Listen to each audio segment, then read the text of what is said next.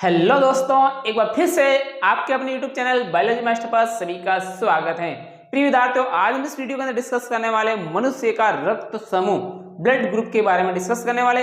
इस वीडियो के अंदर हम ये चीजें देखने वाले कि एक तो रक्त समूह है, उसकी खोज किसने की और हम कैसे पहचान पाएंगे कि किस मनुष्य का कौन सा ब्लड ग्रुप है और डॉक्टर लोग इसका कैसे पता लगाते हैं। साथ में हम आर्च कारक के बारे में भी पता लगाएंगे और साथ में हम इस वीडियो के अंदर कौन जो कि किसका ब्लड ग्रुप ले सकता है, कौन किसको ब्लड ग्रुप या जो भी ब्लड है किसको दे सकता है, इन सभी के बारे में हम पढ़ने वाले हैं। आइए शुरू करते हैं इन सभी के बारे में। तो सबसे पहले हम देखते हैं कि हमारे जो मनुष्य के अंदर जो ब्लड ग्रुप है या उस समूह का पता लगाने का काम किसने किया। तो इसकी खोज सबसे पहले लैंडस्टीनर, वीनर, इन वैज्ञानिकों ने ब्लड ग्रुप के बारे में पता लगाया। फिर बाद में क्या, अगर हम इस ब्लड ग्रुप को समझे कि ब्लड ग्रुप मनुष्य के अंदर जो ब्लड ग्रुप होता है उसको हम क्या बोलते हैं, जो मनुष्य के अंदर ब्लड ग्रुप है उसको हम बोलते हैं एबीओ ब्लड ग्रुप। कौन सा बोलते हैं? एबीओ रक्त समूह बोलते हैं। तो एबीओ रक्त समूह है, इसको कैसे बनाया या कैसे पता लगाया। तो सबसे पहले जब हम ब्लड को देखते हैं तो हमारा ब्लड मुख्य रूप से दो भागों में बटा होता है। एक होता है जो कि प्लाज्मा होता है और एक होता है जो कि कोशिकाओं का समूह होता है। तो प्लाज्मा जो कि हमारा रक्त का कितना परसेंट होता है, हमारा 55% होता है। वैसे ही जो आरबीसी है, जो कोशिकाओं का प्लेटलेट्स है, डब्ल्यूबीसी है, इस प्रकार का भाग है जो हमारा कितना होता है, 45% होता है। तो हम उस 45 में से आरबीसी, डब्ल्यूबीसी, प्लेटलेट्स हैं, उसमें से हम आरबीसी की बात करें, किसकी बात करें, आरबीसी की।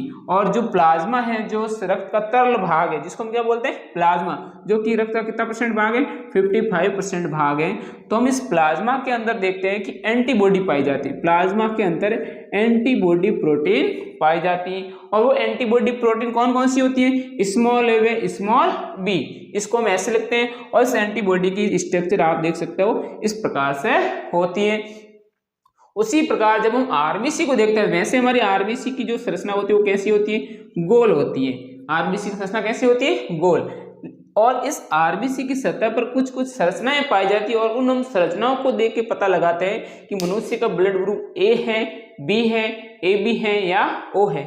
इनका हम पता लगाते हैं। तो इस आरबीसी के ऊपर जो कुछ एक प्रोटीन पाई जाती है, उस प्रोटीन को बोलते हैं एंटीजन प्रोटीन। और एंटीजन प्रोटीन कौन कौन सी होती है, ए एंटीजन और बी एंटीजन। और इसी प्रोटीन के आधार पर हम ब्लड ग्रुप या इस रक्त समूह का पता लगाते हैं और इसी ब्लड ग्रुप बनता है। तो मुख्य रूप से आपको ये पता रखना है कि हम एंटीजन कहाँ पाए जाते हैं। तो आपको पता रखना है एंटीजन आरबीसी पर पाए जाते हैं। और पूछ ले एंटीबॉडी कहाँ पर पाई जाती है रक्त के अंदर, तो प्लाज्मा के अंदर पाई जाती है। कहाँ पर पाई जाती है, प्लाज्मा के अंदर।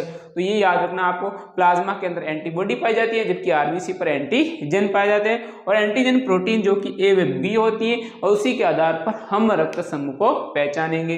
तो आप सभी एक बार इधर ध्यान दीजिएगा, हम यहाँ पर डायग्राम बनाए हुए इसी के हिसाब से समझते हैं कि ब्लड ग्रुप ए कौन सा है और ब्लड ग्रुप बी कौन सा है। आइए देखते हैं। तो सबसे पहले आप इस आरबीसी को देखोगे, आरबीसी की संरचना कैसे दिख रही है। सिंपली हमने बताया कि आरबीसी कैसी होती है, गोल होती है। कैसे होती है, गोल। तो जैसे ही इस आरबीसी की मैंने संरचना बताई, इस गोल संरचना होती है, लेकिन इस गोल संरचना की सतह पर ये इस प्रकार की एक संरचना पाई जाती है। ये ए आकार की आपको दिख रही है ना, ए वाला ऊपर वाला भाग इस प्रकार ए होता है। तो इसके ऊपर वाला भाग जो ए वाला दिख रहा है, इस आकार की आरबीसी के पर कुछ एंटीजन प्रोटीन पाई जाती है। क्या पाई जाती है, एंटीजन प्रोटीन। तो ये इस ए जैसी दिखती है। इस ब्लड ग्रुप का नाम क्या रख दिया, ए समूह। क्या रख दिया, ए समूह। तो जिस ए समूह वाले ब्लड ग्रुप होगा तो उस जो प्लाज्मा के अंदर ये आरबीसी तैर रही होगी, तो उसी प्लाज्मा के अंदर एंटीबॉडी होगी। क्या होगी, एंटीबॉडी। और वो एंटीबॉडी कैसी होगी, इस प्रकार से होगी। कैसी होगी, इस प्रकार से। वो ए जैसी नहीं होगी, ये कैसी होगी, गोल होगी। अंदर से कैसी होगी, गोल होगी। तो वक्राकार होगी, अंदर से कैसी होगी, वक्राकार होगी। ऐसा क्यों होता है, क्योंकि ये अगर ये एंटीजन गोल ना होकर ऐसी हो जाए तो इस वाला ये वाला भाग इसके अंदर फंस जाएगा और जिस कारण आरबीसी ब्लड के अंदर गति नहीं कर पाएगी। इसलिए ए ब्लड ग्रुप के अंदर एंटीजन कौन सी पाई जाती है, एंटीबॉडी कौन सी पाई जाती है, एंटीबॉडी बी पाई जाती है। किस ब्लड ग्रुप के अंदर है, ए ब्लड ग्रुप के अंदर एंटीबॉडी कौन सी पाई जाती है, बी पाई जाती है। और बी वाले के अंदर ये जो भाग है वो कैसा होता है, गोल होता है, वक्राकार होता है। क्यों होता है, क्योंकि इस वाला ये जो इसकी सतह के ऊपर एंटीजन पाया जाता है वो इस एंटीबॉडी वाले इस भाग में फंसे नहीं। अगर फंस गया तो ये आरबीसी ब्लड के अंदर क्या नहीं कर पाएगी, गति नहीं कर पाएगी। इसके कारण इसका जो अंदर वाला भाग कैसा होता है, वक्राकार होता है। तो आपको ये समझ में आ गया होगा कि आरबीसी को जब हम माइक्रोस्कोप से देखते हैं तो उसकी सतह पर इस प्रकार की जब संरचनाएं दिखती हैं, ए जैसी दिख रही है, इसका मतलब वह ब्लड ग्रुप कौन सा हो जाएगा, ए ब्लड ग्रुप हो जाएगा, क्योंकि उसके ऊपर एंटीजन कैसी पाई जाती है, ए जैसी पाई जाती है। उसी प्रकार इस ए एंटीजन वाले या ए ब्लड ग्रुप वाले में एंटीबॉडी कौन सी होगी, बी एंटीबॉडी होगी। कौन सी होगी, बी एंटीबॉडी होगी, ए एंटीबॉडी नहीं होगी। अगर ऐसी एंटीबॉडी हो गई तो ये इसके अंदर फंस जाएगा, जिसके कारण आरबीसी गति, रक्त के अंदर गति नहीं कर पाएगी और मनुष्य की क्या हो सकती है, मृत्यु हो सकती है। वैसे हम बात करते हैं बी ब्लड ग्रुप की, किसकी, बी ब्लड ग्रुप की। तो ये जब आरबीसी की सतह होती है उसके ऊपर जो बी वाला भाग, ये वाला दिख रहा है ना, बी वाला ये भाग, तो ये इस प्रकार की गोल गोल संरचनाएं इसकी सतह पर पाई जाती हैं। तो एंटीजन जो प्रोटीन होती है वो इसकी सतह पर इस प्रकार की आकृति में पाई जाती है और इसके कारण इस आरबीसी का ऊपर इस प्रकार संरचना होती है। तो हम इस प्रकार के ब्लड ग्रुप को क्या बोलते हैं, बी रक्त समूह या बी ब्लड ग्रुप बोलते हैं। तो ये वाली संरचना आप समझ में आ गई होगी कि जिस आरबीसी के ऊपर ये गोल बी जैसी संरचना जो आपको दिख रही है, उसी के कारण इस ब्लड ग्रुप का नाम क्या रख दिया, बी रख दिया। और इसके अंदर एंटीबॉडी कौन सी होगी, अब देखो इसके अंदर एंटीबॉडी जो हमने पहले ए में देखी वो तो ऐसी थी, गोल थी। अगर यहाँ पर ऐसी गोल होगी तो ये गोल वाला भाग इस वाले में फंस जाएगा और जिसके कारण आरबीसी गति नहीं कर पाएगी। इसका मतलब ये वाला तो नहीं होगा, इसके कारण इसके अंदर जो एंटीबॉडी होगी वो इस प्रकार से होगी, ए जैसी होगी, ताकि ये वाला भाग इसके अंदर फंसे नहीं और आरबीसी आसानी से क्या कर सके, गति कर सके। तो इसके अंदर जो एंटीबॉडी होगी वो कौन सी हो जाएगी, ए होगी। कौन सी होगी, ए। और ए रक्त समूह के अंदर एंटीबॉडी कौन सी होगी, बी होगी। दोनों का विपरीत है, ध्यान रखना। और जो हमने एंटीबॉडी उसको हमने किस में लिखा है, सबको स्मॉल में लिखा, ताकि हमें पता रहे कि एंटीजन है वो कैपिटल में, एंटीबॉडी वो किस में, स्मॉल में है। आगे देखते हैं, जैसे हमने रक्त समूह ए के बारे में बात की वैसे हमने बी के बारे में बात की। अब हम बात करते हैं ए बी रक्त समूह के बारे में। ए बी रक्त समूह में क्या होता है कि जब आरबीसी गोल होती है तो उसकी संरचना पर ये ए जैसी संरचना भी पाई जाती है और उसके ऊपर बी जैसी गोल संरचना भी पाई जाती है। तो इसके ऊपर दोनों प्रकार की एंटीजन पाई जाती है। तो इस प्रकार इस ब्लड ग्रुप या इस प्रकार के रक्त समूह को हम कौन सा बोलते हैं, ए बी रक्त समूह। क्या बोलते हैं, ए बी रक्त समूह। ए बी रक्त समूह क्यों बोलते हैं, क्योंकि इस आरबीसी के ऊपर ए एंटीजन भी पाया जाता है और बी एंटीजन भी पाया जाता है, इसलिए इस ब्लड ग्रुप का नाम क्या हो गया, ए बी रक्त समूह हो गया। और इस ए बी रक्त समूह के अंदर अगर एंटीबॉडी की बात करें तो एंटीबॉडी होती नहीं है। एंटीबॉडी होती नहीं है, क्यों नहीं होती है, क्योंकि अगर इस प्रकार की एंटीजन होती तो ये इसके अंदर फंस जाएगी। अगर इस एंटीजन नहीं, एंटीबॉडी, अगर इस प्रकार की एंटीबॉडी होती तो ये इससे फंस जाएगी, तो ये गति नहीं कर पाएगा। अगर इस प्रकार की एंटीबॉडी होती तो ये इसके अंदर फंस जाएगी, तो भी ये आरबीसी या जो भी ये गति नहीं कर पाएगी, जिसके कारण क्या हो सकती है, मनुष्य की मृत्यु हो सकती है। इसके कारण इस ए बी रक्त समूह का कोई एंटीबॉडी नहीं होती है, जबकि ए ब्लड ग्रुप का अंदर एंटीबॉडी कौन सी होती है, बी, और बी ब्लड ग्रुप के अंदर एंटीबॉडी कौन सी होती है, ए। जबकि ए रक्त समूह की कोई एंटीबॉडी नहीं होती है, क्योंकि इसके ऊपर दोनों प्रकार के एंटीजन पाए जाते हैं। अगर इस प्रकार की एंटीबॉडी पाई गई तो ये दोनों ही संरचनाएं इसके अंदर भी फंस जाएगी, इसके अंदर भी फंस जाएगी, और जिसके कारण ये आरबीसी गति नहीं कर पाएगी, और इसकी गति नहीं होने से मनुष्य की क्या हो सकती है, मृत्यु हो सकती है। इसके कारण ए बी रक्त समूह की कोई एंटीबॉडी नहीं होती है। अब हम बात करते हैं ओ रक्त समूह के बारे में। ओ रक्त समूह क्या होता है, ये रक्त समूह होता है जिसके ऊपर किसी प्रकार की एंटीजन नहीं पाई जाती है, किसी प्रकार की कोई विशेष संरचना नहीं पाई जाती है, और इसके कारण इस रक्त समूह को हमने क्या बोल दिया, ओ रक्त समूह। क्या बोल दिया, ओ रक्त समूह बोल दिया। जिसके ऊपर कोई किसी प्रकार की संरचना, कोई किसी प्रकार का एंटीजन नहीं पाया जाता है, उसको हमने बोल दिया ओ रक्त समूह। और जिसके ऊपर कोई संरचना है ही नहीं तो उसके अंदर दोनों प्रकार की एंटीबॉडी पाई जाएगी। अब ये एंटीबॉडी भी पाई जाएगी, ये एंटीबॉडी भी पाई जाएगी, एंटीबॉडी ए भी पाई जाएगी, एंटीबॉडी बी भी पाई जाएगी, क्योंकि इसके ऊपर कोई है ही नहीं एंटीजन, तो ये किसके अंदर फंसेगी, किसी के अंदर नहीं फंसेगी। इसके कारण इसकी एंटीबॉडी की बात करें तो ए और बी दोनों प्रकार की एंटीबॉडी होती है। तो आइए हम इस सभी को, इन ब्लड ग्रुप को हमने एक सारणी के अंदर बना रखा है, आइए समझते हैं। जिसका ब्लड ग्रुप ए है उसका एंटीजन भी क्या है, ए है। जिसका ब्लड ग्रुप ए है उसके ऊपर जो पाई जाने वाला एंटीजन है वो भी क्या है, ए है। जिसका ब्लड ग्रुप ए है उसकी एंटीबॉडी क्या है, उसकी एंटीबॉडी बी है, क्या है, बी है।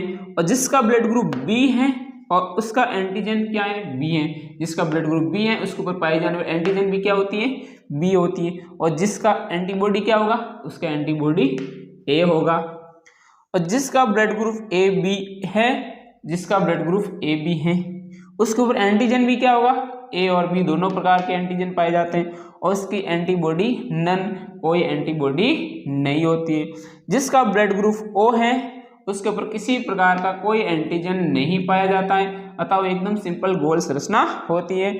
और उसका एंटीबॉडी दोनों प्रकार की होगी, ए भी होगी और बी भी होगी।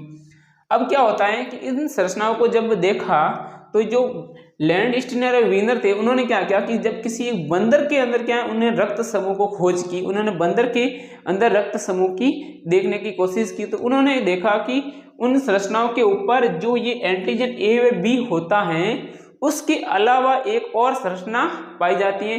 तो उन्होंने इस चीज को देखने के बाद उन्होंने बहुत सारे बंदरों के रक्त समूह को देखा, तो उन्होंने पाया कि कुछ बंदरों के ब्लड ग्रुप के अंदर तो वो एक विशेष संरचना जो उन्होंने देखी, चौकोर संरचना जो आपको यहाँ पर दिख रही है ना, ये वाली भाग, तो ये ब्लू कलर का आपको जो भाग दिख रहा है अलग प्रकार की चौकोर संरचना है, जो इन दोनों एंटीजन के अलावा एक और तीसरी संरचना होती जो इसके ऊपर पाई जाती है। कुछ बंदरों के अंदर उसने देखी, कुछ के अंदर उन्होंने नहीं देख पाई, कुछ के अंदर नहीं थी। तो उन्होंने सबसे पहले जिस बंदर के अंदर देखा उसका नाम था रीसस बंदर, और रीसस से जो आरएच लिया, उन आरएच को दो शब्दों को लेके उसको बोल दिया आरएच फैक्टर या आरएच कारक।